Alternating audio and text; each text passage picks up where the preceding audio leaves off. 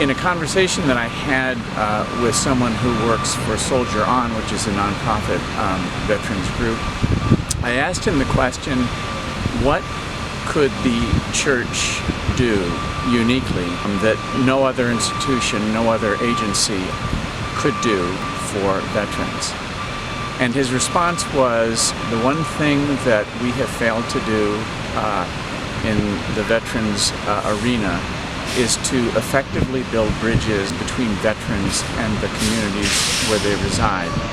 In conversations that I've had with veterans, I have heard from some that church buildings themselves are difficult places for them.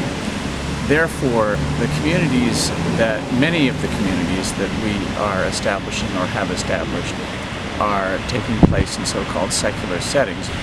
But I think about building bridges as an opportunity for people in parishes to reimagine the church sanctuary. The streets and alleyways and shores are places for church sanctuaries to thrive.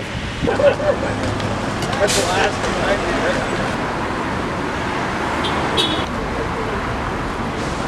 one. We are hoping to be able to communicate that to people in the diocese by way of the curriculum that has been developed by Building Bridges and specifically ALLY to help people understand the trials of veterans, but also the trauma and how people who have not had those experiences can best meet their needs.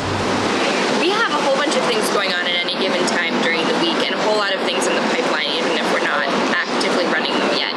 Currently on Wednesdays we have a veterans lunch from 12 to 1 at the World War II Club, and this is a free lunch for veterans, and any friend of veteran, any family member of veteran, or any person who's like a service provider or community member that just wants to be more involved with the issue.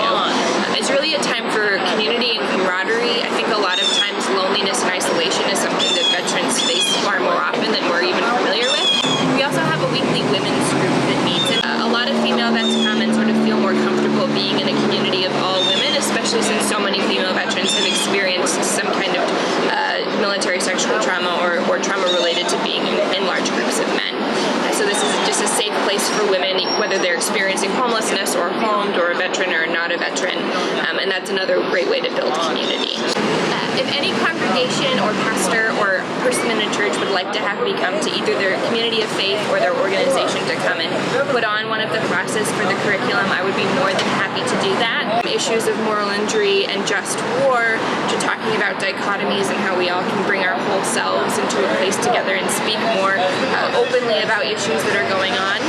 It also talks about homelessness among veterans.